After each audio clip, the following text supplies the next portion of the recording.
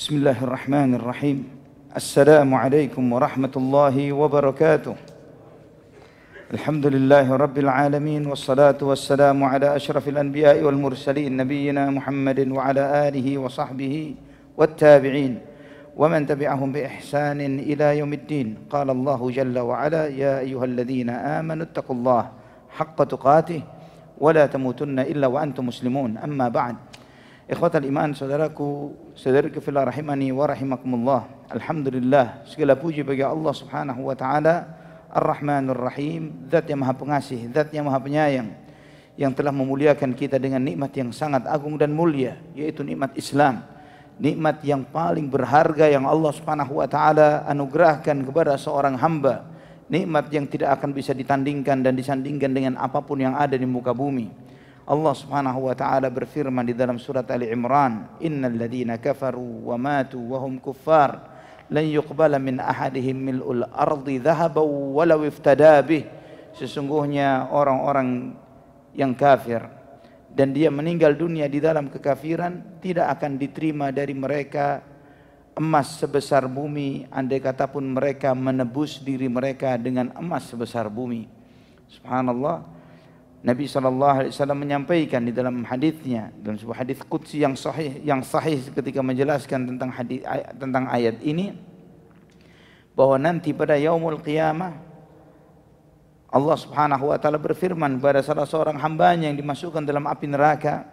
Allah Subhanahu wa taala bertanya kepadanya, "Wahai ibnu Adam, wahai anak Adam, andai kata kamu memiliki harta emas seberat bumi, apakah kamu mau menebus dirimu dari azab hari ini dengan apa yang kamu miliki itu?"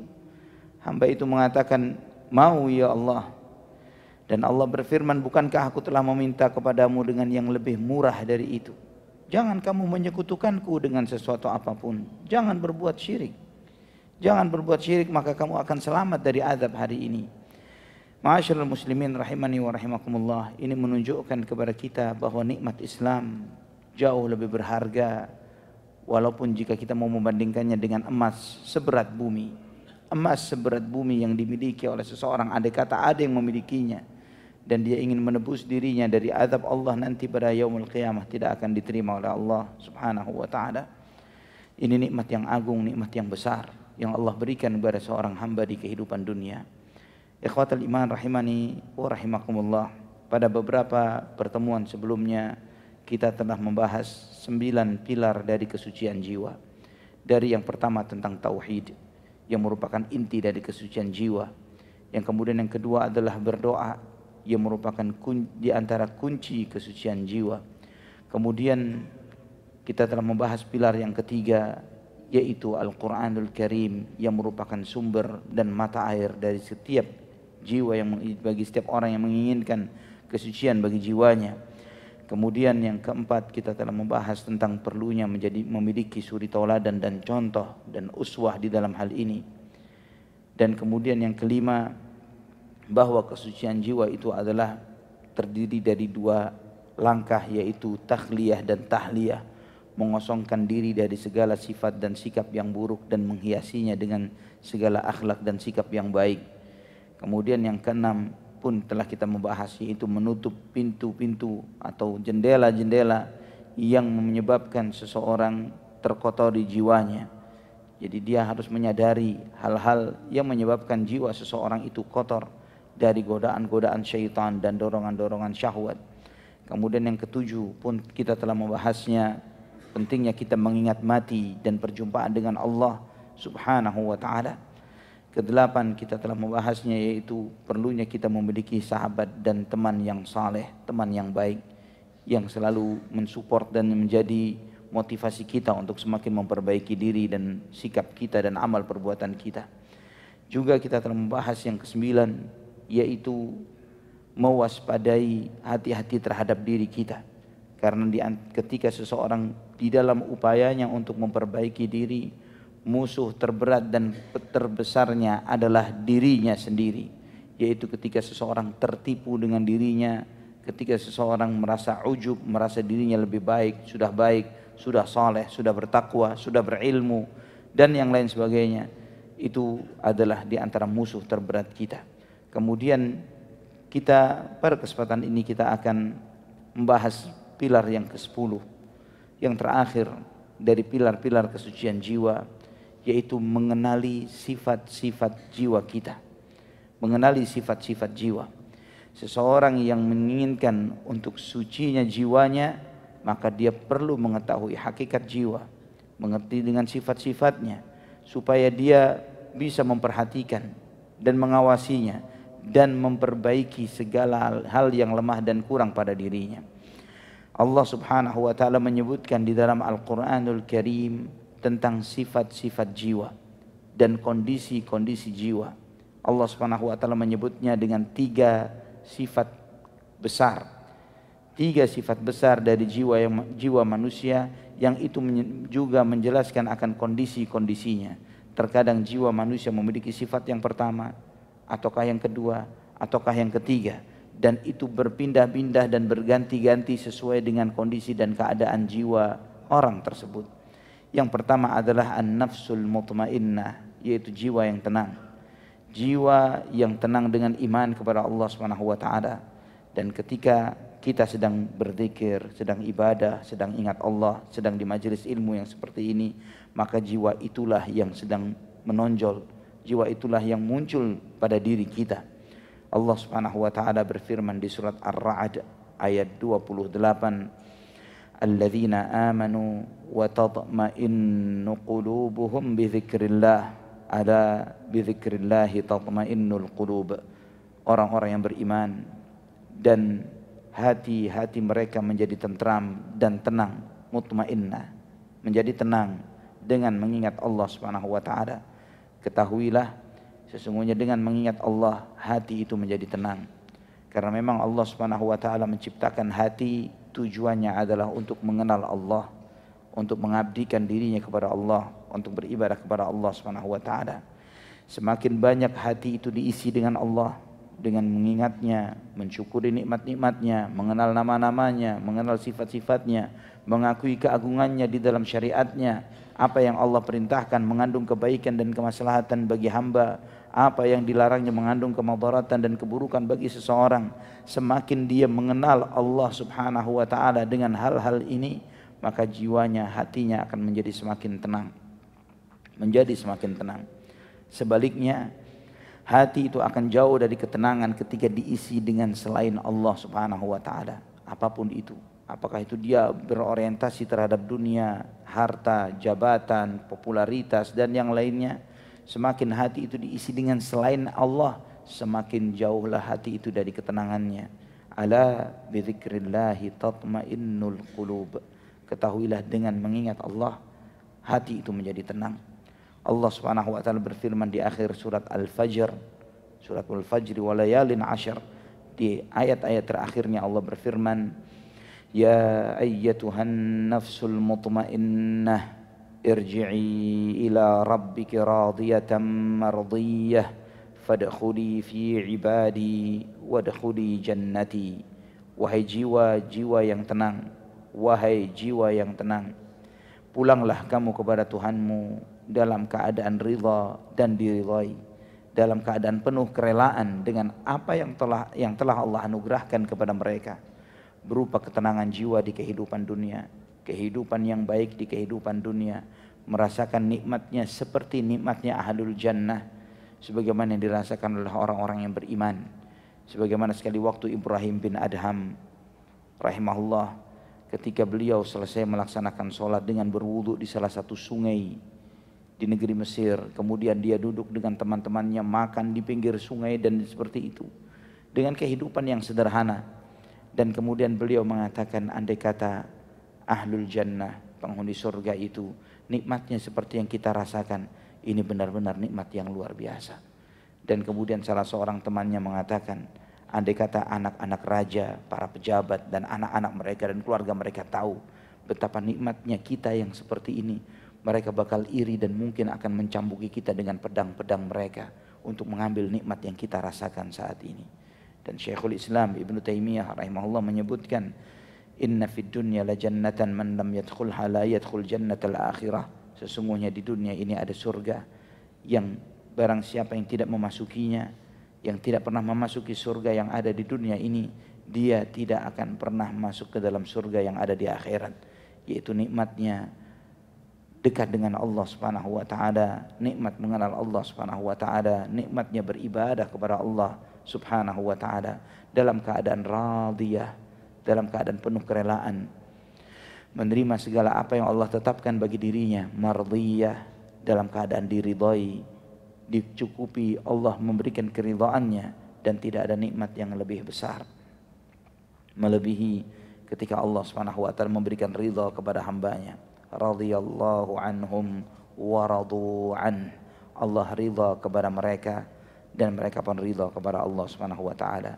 Fadkhuli fi ibadi. Wahai jiwa-jiwa yang tenang, maka masuklah kalian di dalam hamba-hambaku. Ini memberikan petunjuk kepada kita ikhwatal iman.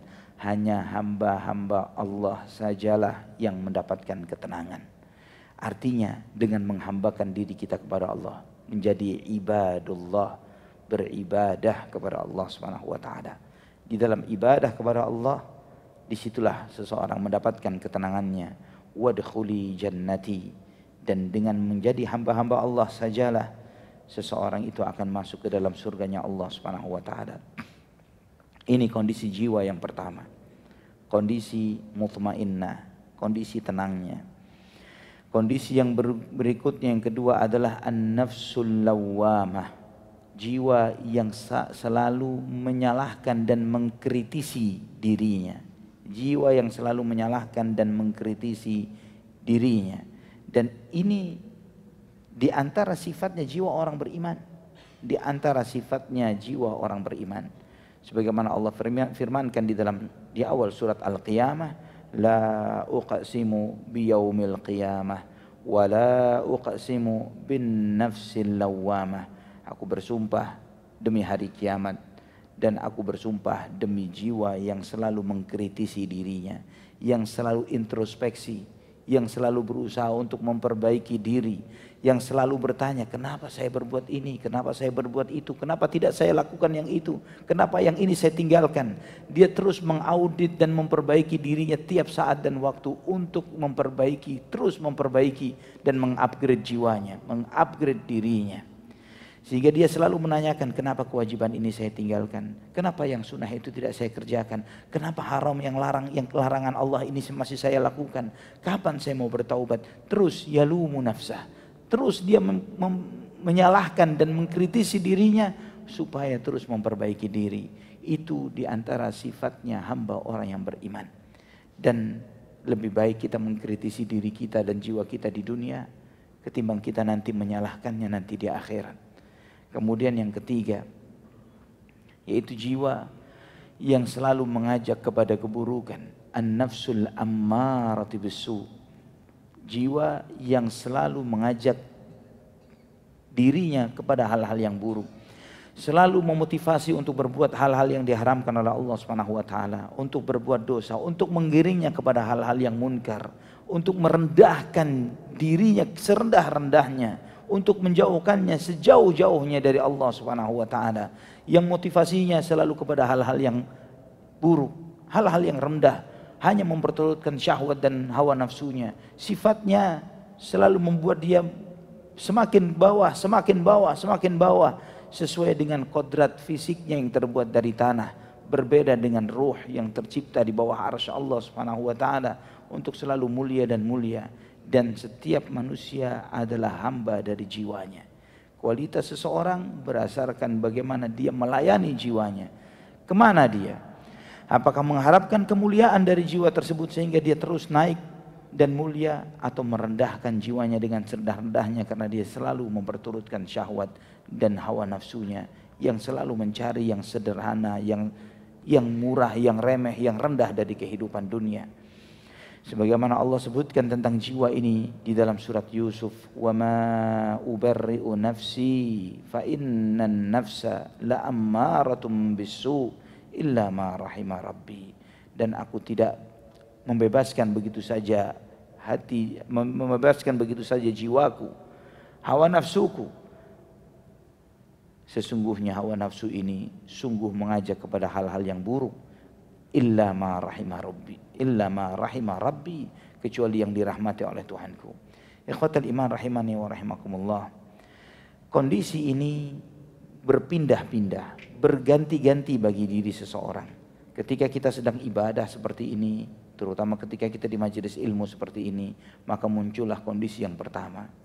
Namun kemudian ketika kita terlewatkan dari melakukan suatu kewajiban misalnya, atau termotivasi untuk melakukan suatu amalan sunnah namun kita tinggalkan, atau ketika kita melakukan sesuatu yang haram, maka muncullah kondisi jiwa yang kedua, lawamah, mengkritisi dirinya sendiri. Dan ketika hati itu lalai, kita sibuk dengan dunia, kita sibuk dengan mengejar-ngejar yang tidak dibawa mati. Ya, mengejar mati-matian segala sesuatu atau sesuatu yang tidak dibawa mati. Di saat itu muncullah al-nafsul ammarah bisu, jiwa yang mengajak kepada keburukan. Nah, ikhwatal iman rahimani wa rahimakumullah, ketika kita menyadari akan kondisi dan sifat jiwa kita dan apa yang mengantarkan kepadanya, maka kita pun akan berusaha untuk memilih, untuk mengambil langkah-langkah apa yang harus kita lakukan supaya yang dominan adalah salah satu dari dua jiwa yang terbaik, yaitu al-mutmainnah dan lawamah. Ikhwatal iman rahimani wa rahimakumullah. Para ulama memberikan contoh-contoh, perumpamaan-perumpamaan yang dengannya seseorang semakin memahami keadaan dan kondisi jiwanya, yang dengan itu dia menyadari apa yang semestinya dia lakukan. Di antara perumpamaan yang menarik yang disampaikan oleh para ulama, di antara hal perumpamaan yang disampaikan oleh Al-Imam Al-Ajurri rahimahullah dalam kitab beliau Adabun Nufus. Beliau mengatakan begini, saya memberikan perumpamaan untukmu, perumpamaan yang dengan ini kita akan bisa memahami bagaimana jiwa kita dan bagaimana kita mentreatmentnya. Beliau mengatakan, ketahuilah bahwa jiwa kita ini ibarat seekor kuda yang sangat bagus. Kuda yang sangat bagus, yang sangat menakjubkan ketika kita lihat, yang sangat luar biasa. Namun sayangnya dia masih liar. Sayangnya masih liar. Setiap orang yang melihatnya sangat kagum dengan keindahan kuda ini. Maka orang yang memiliki skill untuk mengasuh dan mendidik seekor kuda, dia mengatakan dalam dirinya, kuda ini sebagus-bagusnya tidak akan memberikan manfaat bagi ownernya kecuali dengan dididik, diajari dengan baik. Maka dengan itu maka dia bisa bermanfaat bagi ownernya. Entah itu ketika dipakai untuk berburu atau dipakai untuk suatu perlombaan, untuk mengejar garis finish, itu akan bermanfaat bagi ownernya dan penunggangnya akan mendapatkan pujian terbaik. Akan mendapatkan pujian terbaik akibat bagaimana dia mendidik dan mengasuh serta mengajari yang terbaik bagi kudanya ini. Namun jika dia tidak mendidiknya, maka dia tidak akan bisa mendapatkan manfaat sedikit pun dari seindah apapun kuda itu, sebagus apapun dia, dan ownernya tidak akan mendapatkan pujian sedikit pun karena dia memiliki kuda yang bagus ini. Terutama di saat dia sedang membutuhkan. Ketika dia membutuhkan kuda ini untuk berburu misalnya, atau lomba untuk mengejar garis finish, dia tidak mendapatkan pujian sedikit pun karena dia tidak pernah mendidik kuda ini. Nah, ikhwatal iman rahimani wa rahimakumullah, jika pemilik kuda ini sadar bahwa kudanya sudah sangat bagus dan dia menerima nasihat dari pakar-pakar pendidik kuda, kamu harus mengajarinya, mendidiknya dengan baik, maka dia pun akan mengantarkan kudanya kepada pembimbing atau pendidik kuda terbaik yang bisa membuat kudanya menjadi kuda yang bisa diandalkan. Dan ikhwatal iman rahimani wa rahimakumullah, maka dia pun membawa kepada seorang trainer, seorang pelatih kuda. Jika dia mengantarkan kudanya kepada seorang pelatih kuda yang tidak punya skill, tidak punya kemampuan untuk mendidik kuda, maka dia hanya membuang-buang waktu. Dia hanya menyerahkan kuda ini kepada orang yang hanya trialing and error, coba-coba mendidik kudanya dengan begini dan begitu, yang malah membuat kuda ini semakin liar dari yang sebelumnya. Maka ikhwatal iman, dia perlu menyerahkan kepada seorang trainer kuda yang memiliki skill yang cukup untuk melatih kuda itu dengan baik, dan tidak cukup memiliki skill yang bagus, tapi memiliki ketabahan dan kesabaran di dalam melatihnya. Ketika seorang trainer ini yang melatih kuda itu memiliki skill yang cukup dan ketabahan, kesabaran untuk melatih kudanya, di saat itulah pemilik kuda akan mendapatkan kemaslahatan dan manfaat dari kudanya. Namun kalau tidak, malah kudanya menjadi percobaan bagi si orang yang sok sebagai seorang trainer ini tadi, maka dia melelahkan dirinya, mengeluarkan kos yang sangat besar, dan itu pun juga malah merusak kudanya yang dimilikinya tersebut. Ikhwatal iman rahimani wa rahimakumullah. Dan juga jika seorang trainer kuda ini cukup lihai, cukup canggih, cukup paham dia di dalam bagaimana dia melatih kudanya, namun dia tidak memiliki kesabaran di dalam mendidik kuda ini, maka yang dia dapatkan tidaklah hal yang terpuji. Andai kata malah dia tidak sabar, sebentar dia didik, misalnya dalam sepekan, hanya sehari saja dia mendidik kudanya, 5 hari atau 6 hari dia tinggalkan kuda itu begitu saja. Dia tidak mendidik kudanya secara konsisten tiap harinya. Yang terjadi adalah malah dia merusak kudanya itu. Dia tidak mendidiknya dengan benar. Kudanya tidak akan bisa memberikan manfaat ketika dia butuhkan untuk berburu, untuk lari, ya, untuk menghindar dari musuh dan yang lain sebagainya. Kuda itu tidak akan memberikan manfaat sedikit pun kecuali pemandangan yang indah, yang tidak ada pengalaman, yang tidak ada hal baik, hal besar yang bisa dilakukan oleh kuda ini kecuali cuma dilihat saja. Nah, ikhwatal iman rahimani wa rahimakumullah, jika pemiliknya menyerahkan kepada pelatih yang seperti itu, maka dia akan menyesal. Ownernya akan menyesal. Menyesal yang luar biasa. Menyesal terutama ketika dia melihat teman-temannya yang lain, pemilik kuda yang serupa, sudah sampai ke garis finish misalnya, atau mendapatkan mendapatkan buruan-buruannya karena skill yang dididikkan oleh teman-temannya, dan di saat itulah dia menyesal. Apalagi dalam kondisi yang paling sial, ketika mereka harus lari dari kejaran musuh, ternyata teman-temannya dengan skill yang telah dididikkan kepada kudanya ini, mereka bisa lolos dari kejaran musuh ini tadi, dan dia termasuk yang terbunuh dan tertangkap. Penyesalan yang tidak akan bisa dia perbaiki lagi. Ikhwatal iman, di saat itulah dia akan menyesali dirinya. Dia mengatakan, kenapa kamu sia-siakan waktu? Kenapa kamu tidak mendidik dengan baik? Kenapa kamu tidak bersabar? Dan di saat itulah penyesalan tidak ada nilainya. Kuda di sini adalah nafsu kita. Adalah nafsu kita. Jangan sampai kita menyesalnya ketika kita sudah di hadapan Allah Subhanahu wa taala. Yang kesempatan yang Allah Subhanahu wa taala berikan kepada kita adalah kesempatan di kehidupan dunia. Di kehidupan dunia ini kita diberi kesempatan oleh Allah untuk mendidik hawa nafsu kita, memberikan pelatihan yang terbaik di bawah asuhan yang terbaik, yaitu Nabi kita Muhammad bin Abdullah sallallahu alaihi wasallam dan para pewarisnya, para ulama yang mereka mewarisi ilmu para nabi berdasarkan tuntunan Al-Quran dan sunnah Nabi SAW sebagai skill yang harus diajarkan kepada setiap jiwa kita, yaitu bimbingan Al-Quran dan sunnah Nabi SAW. Karena kurikulum ini sajalah yang mengantarkan seseorang untuk memiliki hawa nafsu yang bisa ditundukkan dan menjadi jiwa yang penuh dengan ketenangan.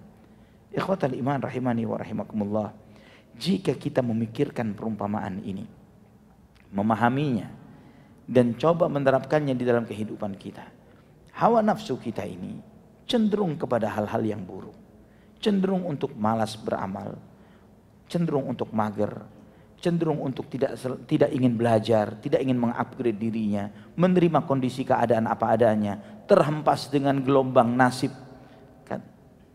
Menerima kondisi, menjadi rata-ratanya manusia. Ini kecenderungan hawa nafsu. Kecenderungan hawa nafsu tidak mau untuk taat dan ibadah, tidak mau untuk bangun dari tempat tidurnya untuk melaksanakan sholat malam misalnya atau sholat subuh berjamaah ke masjid. Tidak mau untuk mengekang dirinya sejenak sebentar untuk duduk di majelis ilmu ini.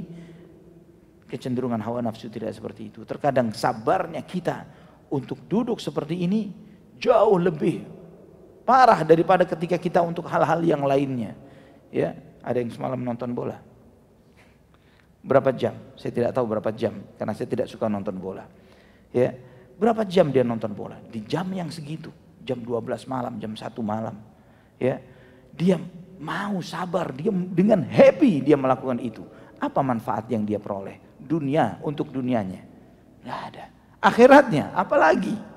Ya, namun untuk sabar sejenak di majelis ilmu yang seperti ini, dia butuh untuk paku bumi untuk memaku dirinya supaya dia istiqamah di tempat yang seperti ini. Padahal untuk beberapa menit saja. Ikhwatal iman, rahimani wa rahimakumullah. Sedangkan hal ini memberikan maslahat untuk dunia dan akhiratnya. Para ulama mengatakan, saya perhatikan hawa nafsuku ini seperti kuda yang ditunggangi. Yang maunya seliar-liarnya. Kalau kita tidak mengendalikannya, kita yang akan dikendalikan olehnya. Kalau kita tidak mengekangnya, kita yang akan dibawa lari kemana dia mau pergi. Dan memang ketika kita mengajaknya kepada hal-hal yang baik, dia akan meratap, dia akan menangis, dia tidak akan mau. Namun ketika dia merasakan nikmatnya, malah dia akan lari tunggang langgang mengantarkan kita ke tempat tujuan lebih cepat daripada yang kita duga. Ketika hawa nafsu itu terdidik. Dan ikhwatal iman rahimani wa rahimakumullah. Ini perumpamaan pertama yang disampaikan oleh Al-Imam Al-Ajurri rahimahullah. Beliau di antara seorang imam besar dari madhab Syafi'i. Beliau menjelaskan bahwa jiwa kita ibaratnya seekor kuda yang perlu dididik, perlu ditraining, dilatih dengan baik di tangan pelatih-pelatih terbaik yang memiliki kesabaran untuk memperbaiki jiwa itu, mensucikan jiwanya. Dan ketika kita lewat, ketika kita tidak mengetahui tentang hakikat ini dan tidak mendidiknya, maka kita akan menyesal. Dia akan menyesal di akhir perjalanan. Ketika yang lain sampai di finish, ternyata dia berguguran di dalam kegagalan. Waliyadzubillah. Perumpamaan kedua yang menarik juga, yang disampaikan oleh Imam Ibnu Qayyim Al-Jauziyah rahimahullah di dalam Madarijus Salikin. Beliau menyampaikan, jiwa ini bagaikan gunung yang sangat tinggi menjulang dan jalannya terjal. Namun puncaknya sampai kepada Allah Subhanahu wa taala. Setiap orang yang ingin sampai kepada Allah, dia harus melewati gunung yang terjal ini tadi. Yang tidak ada jalan yang lain yang sampai kepada Allah kecuali jalan itu. Dan setiap mereka yang bisa menempuh jalan ini sampai di puncak, dia pasti sampai ketemu Allah Subhanahu wa taala dalam keadaan ridha dan diridhai. Di antara mereka ada yang menempuh jalan itu dengan susah payah. Di antara mereka ada yang dengan riang gembira menempuh jalan itu. Semuanya berdasarkan bagi siapa yang dimudahkan oleh Allah. Wa innahu layasirun liman yassarahu Allah. Dan itu adalah sangat mudah bagi mereka yang dimudahkan oleh Allah Subhanahu wa taala. Dan di perjalanan di gunung ini, di situ ada lembah-lembah, di situ ada celah-celah, di situ ada rintangan-rintangan, ada jurang-jurang, ada tempat-tempat yang penuh onak dan duri, ada pembegal-pembegal, perampok-perampok yang menghalangi manusia untuk sampai ke atas. Terutama bagi mereka yang melakukan perjalanannya di malam hari. Mereka yang menempuh perjalanannya di malam hari, di situ banyak perampok-perampoknya yang membegal mereka di malam hari ini. Karena orang-orang yang ingin cepat sampai, maka dia akan mempercepat langkahnya. Terutama dia mengawali startnya dengan lebih awal, sedini mungkin, sepagi mungkin, sesubuh mungkin, atau bahkan sebelum dari subuh dia bangun. Waman khafa adlaj, waman adlaj balagal manzil, kata Nabi SAW. Barang siapa yang memiliki rasa takut, maka dia akan melangkah dengan bergegas. Dia tidak akan santai-santai berjalan karena dia tahu banyak pembegal di jalan ini. Banyak setan-setan, hawa nafsu, perampok-perampok yang memalingkan kita dari jalan Allah Subhanahu wa taala. Dia akan melempuh perjalanan itu sedini mungkin tujuan, secepat mungkin, sebergegas mungkin supaya dia cepat sampai ke tujuan. Dan kata Imam Ibnu Qayyim rahimahullah, kalau dia tidak berbekalkan iman, kalau dia tidak membawa pelita keyakinan, dan dia tidak membawa minyak tunduknya dia kepada Allah Subhanahu wa taala. Minyak yang menjadi penerang pelita itu berupa tunduknya dia, beribadahnya dia kepada Allah Subhanahu wa taala. Maka dia pasti kesandung, pasti terjebak dengan rintangan-rintangan yang ada, yang akan memalingkan dia, yang menghalangi dia untuk sampai ke tujuan. Sebagian besar orang yang meniti jalannya menuju Allah Subhanahu wa taala balik arah. Mereka putar balik. Mereka tidak sanggup untuk menempuh perjalanan yang menurut mereka begitu memayahkan dan menyusahkan ini. Sebagian besar mereka sudah putus asa di tengah jalan. Sudah putus asa, bahkan tidak sedikit yang putus asa di awal perjalanan mereka. Mereka melihat, ya Allah, susah banget. Wa ma adraka mal aqabah. Allah menyebutkan tentang Aqabah, jalan yang terjal, jalan yang tidak mudah diraih, yang tempat yang tinggi, namun itu akan mengantarkan kepada Allah Subhanahu wa taala. Dan tidak cukup sampai di sana. Tidak cukup dengan jalan yang terjal dan susah dicapai ini, dengan penuh rintangan yang ada. Di situ masih ada di antara celah-celah gunung ini tadi, di tempat-tempat yang ada itu syaitan-syaitan. Yang di gua-gua ini, setan-setan itu meneriaki manusia, memperingatkan manusia, ini jalanan susah, jangan kamu naiki.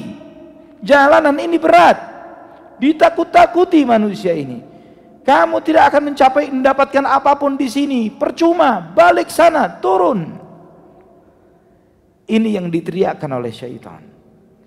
Membuat ketika kita melihat kenyataan tinggi dan terjalnya jalan yang akan ditempuh, ditambah lagi pemberi warning di atas sana yang meneriakkan supaya kita tidak lanjut perjalanan. Bagi orang-orang yang memiliki mental dan nyali yang sangat kecil, yang lemah, yang rendah, mereka tidak akan mau memulai perjalanan. Bahkan mereka stop, diam di tempatnya. Atau ketika mereka memulai, udahlah, balik arah saja.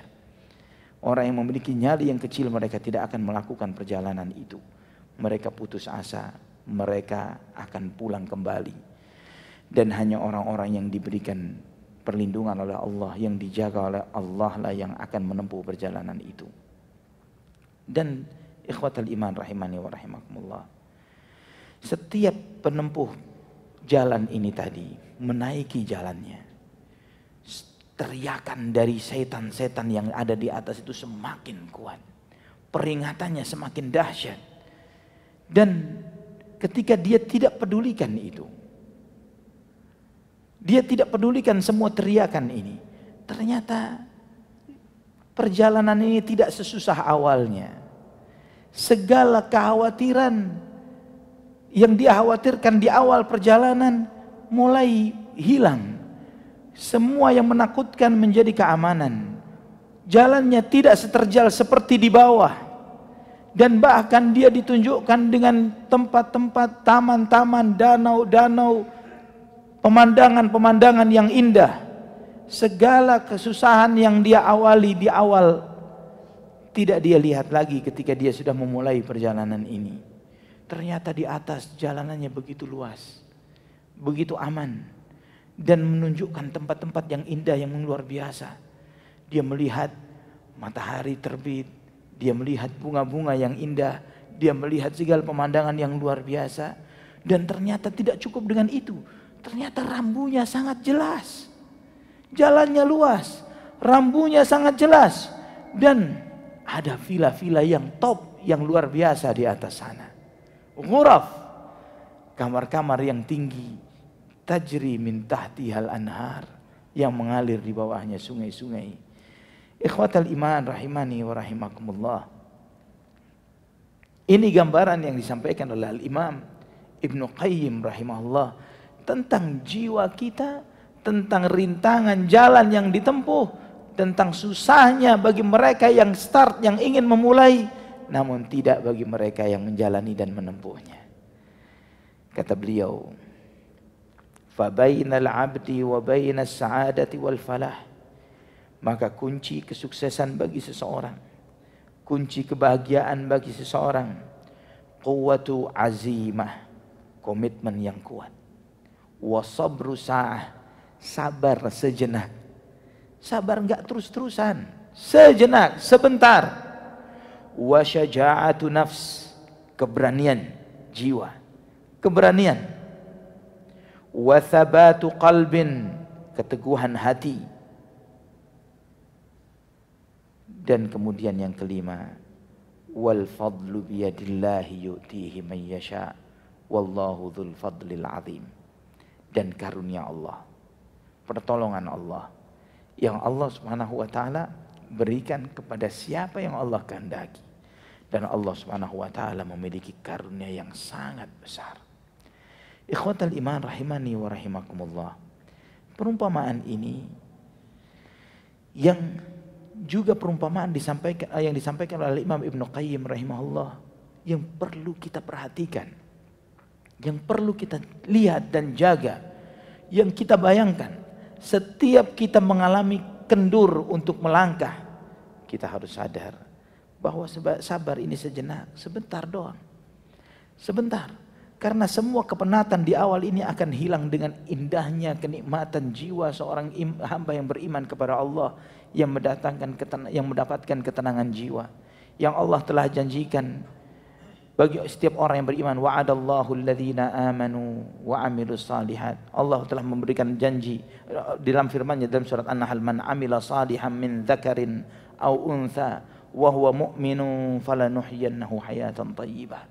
Barang siapa yang beramal saleh, baik dia laki-laki maupun wanita, dan dia beriman kepada Allah Subhanahu wa taala, falanuhyiyannahu hayatan thayyibah, maka sungguh pasti kami akan membuat hidupnya hidup yang baik. Dibuat hidupnya baik. Walanajziyannahum ajrahum bi ahsani ma kanu ya'malun. Dan kami akan balas pahala perbuatan mereka dengan lebih baik dari apa yang mereka perbuat. Ikhwatal iman rahimani wa rahimakumullah. Dengan menegakkan pilar-pilar ini, 10 pilar ini, dan kita berupaya terus melangkahi, menempuhnya, dengan membayangkan perumpamaan yang disampaikan oleh Imam Al-Ajurri atau Imam Ibnu Qayyim rahimahumullah, maka itu akan memudahkan bagi kita untuk sampai di hadapan Allah Subhanahu wa taala dalam keadaan ridha dan diridhai. Dan para salafun saleh terdahulu, para orang-orang saleh terdahulu, mereka seringkali memberikan wasiat dan nasihatnya kepada kita untuk pentingnya kita introspeksi diri, untuk terus memperbaiki hati dan jiwa kita. Lebih baik kita terus bertanya dan mengaudit diri kita sekarang ketika kita masih hidup, ketimbang ketika kematian sudah menjemput, ketimbang setelah perjalanan sudah berakhir, ketimbang setelah hal itu hanya ada penyesalan bagi seseorang. Kita melihat bagaimana wasiat para salafun saleh terdahulu, para sahabat, dimulai dari Khulafaur Rasyidin, Abu Bakar As-Siddiq radhiyallahu an, beliau mengatakan, "I'lamu ibadallah," ketahuilah wahai para hamba-hamba Allah, "annakum taghduna wa taruhuna fi ajalin qad ghuyyiba ankum ilmuhu." Kalian ini menempuh perjalanan hari, siang dan malam untuk menjemput ajal yang kalian tidak tahu kapan ujungnya. Menjemput ajal yang kalian tidak tahu kapan itu terjadi. Fa in istata'tum an tanqadiyal ajal wa antum fi amalillahi faf'alu. Jika kalian bisa, ketika ajal kalian menjemput, kalian sedang beramal karena Allah, lakukanlah hal itu. Falan tastati'u dzalika illa billah. Kalian tidak akan sanggup menempuh itu kecuali dengan pertolongan Allah. Fasabiqu fi mahali ajalikum qabla an tanqadiya ajalukum. Maka bergegaslah. Bergegaslah selama masa penundaan ini sebelum kalian dikalahkan oleh ajal kalian. Sebelum ajal kalian mengalahkan kalian, fayaruddukum ila aswa'i a'malikum, yang menempatkan kalian di ketika ajal menjemput di perbuatan terburuk yang sedang kalian lakukan. Fa inna aqwaman ja'alu ajalahum li ghairihim fanasu anfusahum. Banyak orang memautkan nasib ajal mereka kepada orang lain. Maksudnya apa? Ngukur umur kita dengan umur orang. Si fulan meninggalnya kan usia 80, saya kan baru 30. Ya, siapa yang menetapkan bahwa ajal kita bakal sampai 80? Berapa banyak yang muda yang belum sampai 35, 40 dia sudah datang menghadap Allah Subhanahu wa taala. Banyak orang memautkan ajal diri mereka terkait dengan ajalnya orang lain sehingga mereka melupakan diri mereka sendiri. Fa anhaakum an takunu amsalahum. Aku ingatkan kalian, jangan kalian menjadi seperti mereka. Fal waha, bergegaslah beramal. Tsumman naja, maka keselamatan dan keselamatanlah yang akan kalian dapatkan. Fa inna wara'akum taliban hathitha marruhu sari'un. Karena di belakang kalian sedang dikejar. Kalian sedang dikejar oleh oleh sesuatu yang sangat cepat lari dan melesatnya, yaitu kematian, yaitu ajal. Umar bin Khattab pernah menasihatkan kepada kita, hasibu anfusakum qabla an tuhasabu, wazinu anfusakum qabla an tuzanu, wa tazayyanu lil aradil akbar, yauma tu'raduna la takhfa minkum khafiyah. Audit dirimu sebelum nanti kamu diaudit oleh Allah. Timbang perbuatanmu sebelum nanti kamu ditimbang. Siapkan dirimu sesiap-siapnya nanti di pengadilan terbesar, pengadilan Allah Subhanahu wa taala, yang di hari itu tidak ada satupun yang tersembunyi. Yauma tu'raduna la takhfa minkum khafiyah. Tidak ada sedikit pun dari amalanmu yang tidak terlihat. Semuanya akan terlihat. Ikhwatal iman, rahimani wa rahimakumullah. Uthman ibn Affan radhiyallahu an, beliau mengatakan, Ibna Adam, wahai anak Adam, wahai anak manusia, i'lam anna malakal maut alladhi wukila bika lam yazal yukhlifuka wa yatakhatta ila ghairika mudh anta fid dunya. Ketahuilah bahwa malakul maut yang ditugaskan untuk mencabut nyawamu terus senantiasa memantau dan melihatmu sejak kamu dilahirkan di muka bumi. Dan dia berseliweran di sekelilingmu, di sekitarmu. Faka'annahu qad takhatta ghairaka ilaika wa qasadak. Seakan-akan dia melewatimu, mengambil orang di sekitarmu, kanan, kiri, depan, belakang. Padahal targetnya adalah dirimu. Sasarannya kamu. Fakhudh hidharak wasta'iddalah. Waspada kamu, siap-siap untuk menyambut dia. Wala taghfal, jangan pernah lalai. Fa innahu la yaghfalu anka, karena dia tidak pernah lalai darimu, tidak pernah melupakanmu.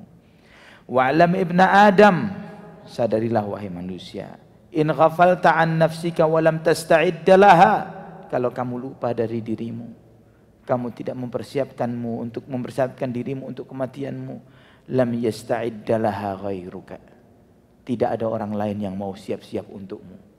Tidak ada orang lain yang akan mempersiapkan untuk orang lain. Tidak ada. Wala budda min liqa'illahi azza wa jal. Perjumpaan dengan Allah itu pasti.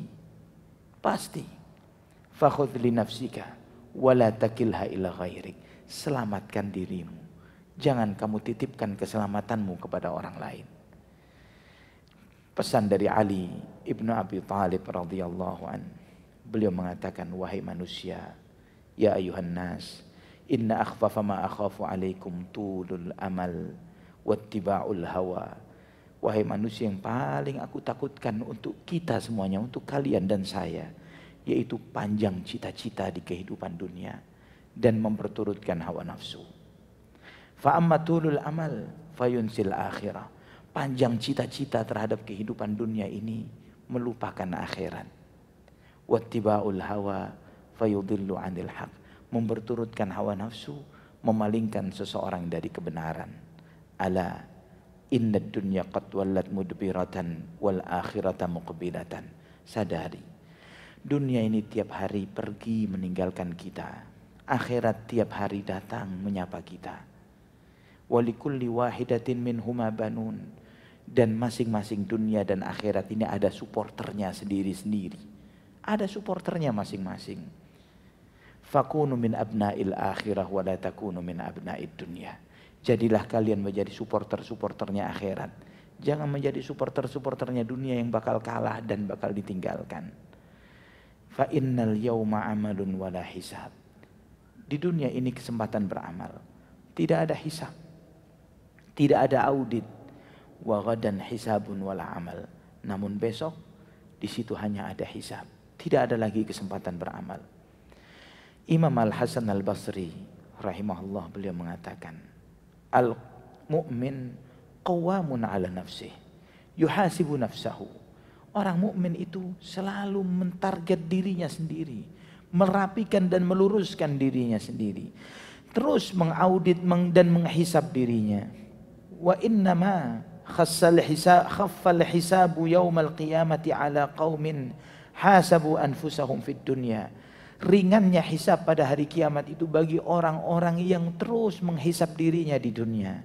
Wa innama syaqqal hisab yaumal qiyamati ala qaumin akhadhu hadzal amra min ghairi muhasabah. Beratnya hisab itu nanti pada hari kiamat bagi mereka-mereka yang meremehkan menghisab dirinya di kehidupan dunia, yang tidak pernah mengaudit dirinya di dunia. Auditnya nanti pasti berat. Pasti berat. Maimun bin Mahran rahimahullah, beliau pernah mengatakan, la yakunul abdu taqiyan hatta yakuna li nafsihi ashadda muhasabatan minasyariki li syarikihi. Seseorang tidak akan mungkin menjadi orang yang bertakwa sampai dia mengaudit dirinya seperti seseorang di antara kalian mengaudit partnernya. Ya, seperti salah seorang di antara kalian mengaudit investasinya di kehidupan dunia. Dan beliau pun mengatakan, an-nafsu kasyarikil khawan in lam tuhasibhu dhahaba bimalik. Jiwa kita ini seperti partner yang suka khianat. Partner yang jika kamu tidak perhatian kepada dia, dia akan ambil modalmu dan semua hartamu. Itu jiwamu, itu diri kita. Kalau kita tidak audit dia sekarang, maka hilanglah segala keberuntungan dan rugilah kita. Ikhwatal iman rahimani wa rahimakumullah. Terlebih di zaman ini banyak pemaling, banyak perampok, banyak koruptor, banyak penjahat yang mengkorupsi modal hidup kita, yaitu umur kita. Yang terus berupaya terus menghabisi modal kita ini sehingga kita berserakan dan kehilangan semua modal dan semua profit yang kita ingin dapatkan. Yang ada adalah rugi dan loss. Ikhwatal iman, Abdullah ibn al-Mubarak rahimahullah, dia di antara ulama senior dari kalangan tabi'in, gurunya para ulama, gurunya Sufyan ats-Tsauri, Sufyan bin Uyainah dan yang lainnya. Beliau menceritakan tentang zamannya. Tabi'in itu muridnya sahabat. Generasi kedua, dia menceritakan tentang kondisi di zaman beliau. Apa yang beliau sampaikan?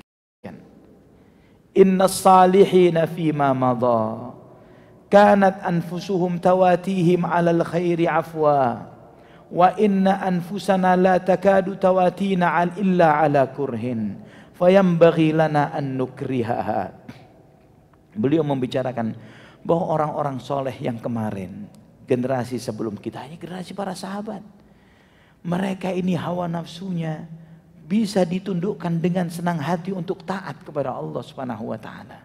Orang-orang soleh dari kalangan para sahabat, mereka bisa ditundukkan hawa nafsunya untuk taat kepada Allah dengan penuh happy dan bahagia, dengan senang hati diajak untuk taat. Jangankan taat, jihad, mengorbankan nyawa dan harta di jalan Allah. Yang mereka cari mati, bukan mencari kemenangan dunia. Di antara mereka pernah khutbah, di antara para sahabat dia khutbah ketika diangkat sebagai gubernur. Diangkat sebagai gubernur di negara-negara yang dikuasai oleh kaum muslimin, di negara-negara Afrika, di negara-negara Eropa, mereka berkhutbah sambil menangis bercucuran air mata. Mereka mengatakan, saya masih ingat bagaimana Mus'ab bin Umair mati di awal jihad di jalan Allah di perang Uhud. Mati dengan tidak bawa apapun dari dunia ini, hanya selembar kain yang jika ditutupkan kepalanya terlihat kakinya, ditutup kakinya terlihat kepalanya. Allah menjanjikan untuk mereka kebaikan-kebaikan dunia dan akhirat. Saya takut. Ini khutbah sebagai kemenangan Islam, sebagai gubernur di antara kekuasaan yang ditundukkan dengan jihad di jalan Allah. Saya takut jabatan yang diberikan kepada saya ini adalah pembayaran yang Allah bayarkan untuk hidupku di kehidupan dunia, dan sudah tidak ada lagi jatah untukku di akhirat. Saya takut dengan itu. Subhanallah. Ini sahabat dengan jihadnya mendapatkan kemenangan, bukan mereka bergembira, tapi takut jika kemenangan ini adalah apa yang Allah bayarkan untuk mereka di dunia, dan mereka nggak dapat jatah lagi di akhirat. Yang mereka cari mati, yang mereka cari adalah mati di jalan Allah Subhanahu wa taala. Kemudian Abdullah bin Mubarak mengatakan, namun beda dengan jiwa kita. Jiwa kita sekarang ini tidak bisa ditundukkan kecuali dengan dipaksa. Harus dipaksa untuk taat. Harus dipaksa untuk taat. Karena fitnahnya begitu kuat dan besar. Ini zaman tabi'in, zaman murid-muridnya sahabat. Apa kira-kira komentar beliau, Abdullah bin Mubarak rahimahullah, jika beliau melihat zaman kita? Apa yang akan beliau sampaikan? Maka ikhwatal iman, kita memohon kepada Allah Subhanahu wa taala dengan segala nama-namanya yang baik, dengan asmaul husna dan sifat-sifatnya yang agung dan mulia. Semoga Allah Subhanahu wa taala memperbaiki agama kita, yang dengannya Allah Subhanahu wa taala menjaga kehidupan dunia dan akhirat kita. Semoga Allah Subhanahu wa taala memperbaiki dunia kita yang di sini kita hidup. Semoga Allah Subhanahu wa taala memperbaiki akhirat kita yang ke sana kita semua akan kembali. Semoga Allah Subhanahu wa taala menjadikan kehidupan dunia, sisa hidup kita adalah tambahan-tambahan kebaikan, ketakwaan, ketaatan kepada Allah Subhanahu wa taala. Dan semoga ketika kita nanti mati dan meninggal dunia adalah istirahatnya kita dari segala keburukan dan fitnah dunia. Aku qauli hadza subhanakallahumma wa bihamdik asyhadu an la ilaha